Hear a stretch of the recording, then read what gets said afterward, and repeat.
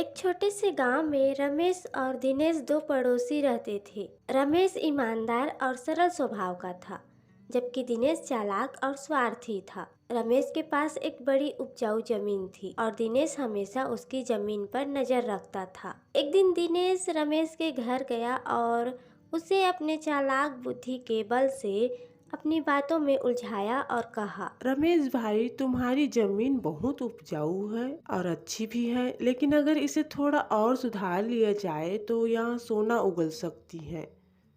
मैं तुमसे बस कुछ दिनों के लिए ये जमीन उधार लेना चाहता हूँ।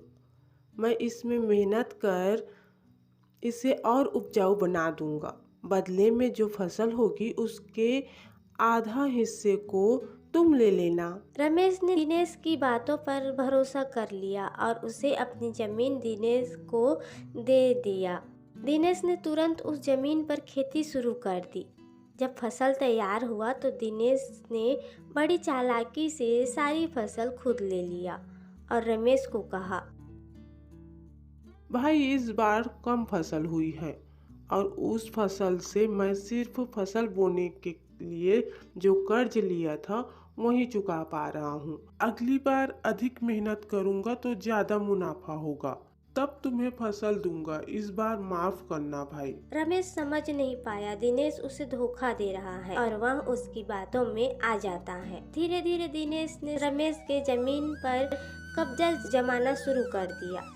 एक दिन रमेश की पत्नी ने रमेश को चेतावनी दी, तुम कितने भोले हो, तुम्हें दिनेश की चालाकी समझ नहीं आ रही है क्या? दिनेश तुम्हें धोखा दे रहा है। तुम गांव के मुखिया से बात करो। रमेश ने गांव के मुखिया के सामने अपनी बात रखी। मुखिया ने दोनों को बुलाया और सच्चाई जानने की कोशिश की तो दिनेश की चालाकी का पर्दाफाश हो गया। मुखिया ने दिनेश को सख्त फटकार लगाई और रमेश की जमीन वापस करने का आदेश दिया।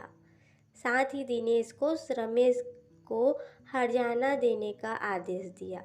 दिनेश को अपनी चालाकी का खामियाजा भुगतना पड़ा।